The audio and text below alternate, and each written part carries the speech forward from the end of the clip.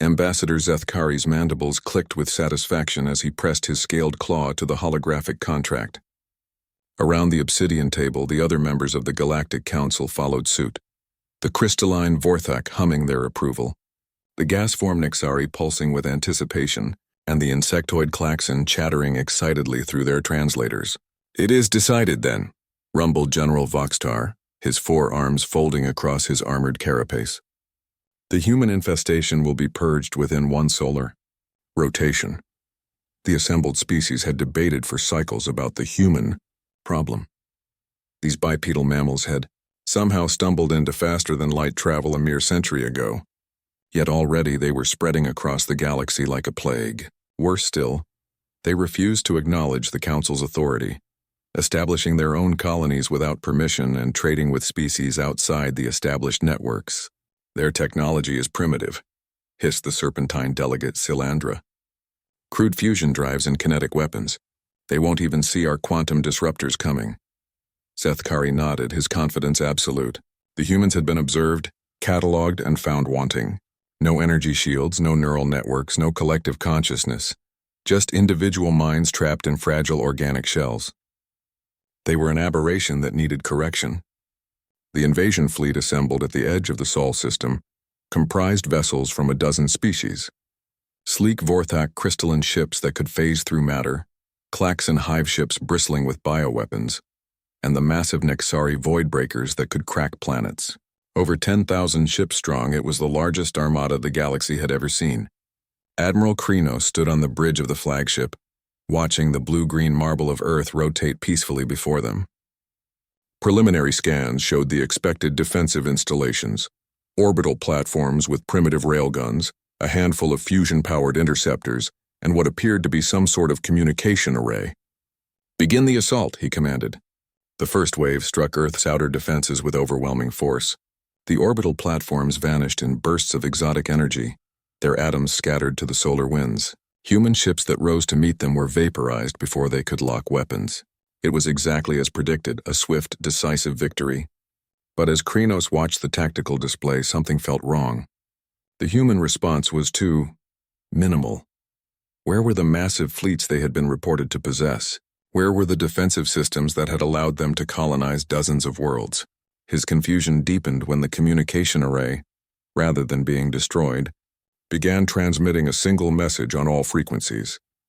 "Protocol 7, authorization, Terra Prime, execute immediately." "Sir," his communications officer reported, "we're detecting massive energy signatures throughout the system. Something's activating." The first indication of trouble came from the asteroid belt. What had appeared to be unremarkable chunks of rock suddenly blazed with artificial light as massive installations came online. Weapon platforms that had been dormant for decades revealed themselves, their signatures masked by the cosmic background radiation. "Impossible," Krenos breathed. The scans showed nothing. His tactical officer's voice cracked with panic. "Admiral, we're detecting similar installations throughout the system. Jupiter's moons, Saturn's rings, the Kuiper belt, they're all armed." But the true horror began when space itself seemed to tear open. Rips in reality appeared throughout the solar system, and through them came ships unlike anything in the galactic databases. These weren't the crude human vessels they had catalogued. These were sleek predators of black metal and crackling energy, bristling with weapons that made the Council's technology look primitive. "Where did they come from?" Krenos demanded. His science officer's response chilled him to his core. "Sir, the quantum signatures suggest they're from our future. The humans. They appear to have developed temporal manipulation technology. The human fleet that emerged wasn't just from one timeline. Ships from dozens of potential futures materialized, each representing a different path humanity might take if threatened with extinction. Some wielded weapons that turned matter inside out. Others deployed swarms of nanoscale destroyers that could dismantle a ship atom by atom." Admiral Sarah Chen's voice cut through the chaos on all Council frequencies. Her ship, the UHSF Defiance, had materialized directly behind Krenos' flagship. "Council forces." Her voice was calm, almost conversational. "You signed invasion papers. Dawn brought ashes, and now there are no excuses." The battle that followed lasted exactly 17 minutes. The Council's overwhelming numerical advantage meant nothing when faced with weapons that existed outside normal spacetime.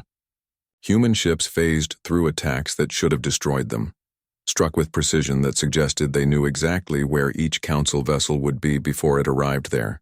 The crystalline Vorthak ships that could phase through matter found themselves trapped in quantum loops. The bioweapons of the Klaxon withered against human nano-defenses that adapted faster than evolution itself. The Nexari voidbreakers that could crack planets found their own hulls cracking under weapons that rewrote the fundamental constants of physics. As his bridge burned around him, Krynos finally understood the terrible truth. The humans they had observed and catalogued weren't the real humans at all. They were decoys, shadows, deliberately primitive installations designed to make the galaxy underestimate them. The real humanity had been preparing for this moment for generations. They had seeded the timeline with contingencies, prepared for every possible threat. They hadn't just developed faster-than-light travel, they had weaponized causality itself. "This is Admiral Chen to all Council survivors." The human's voice echoed across the system as the last Council ships fled in full retreat. "Return to your territories. Tell your governments what you've seen here.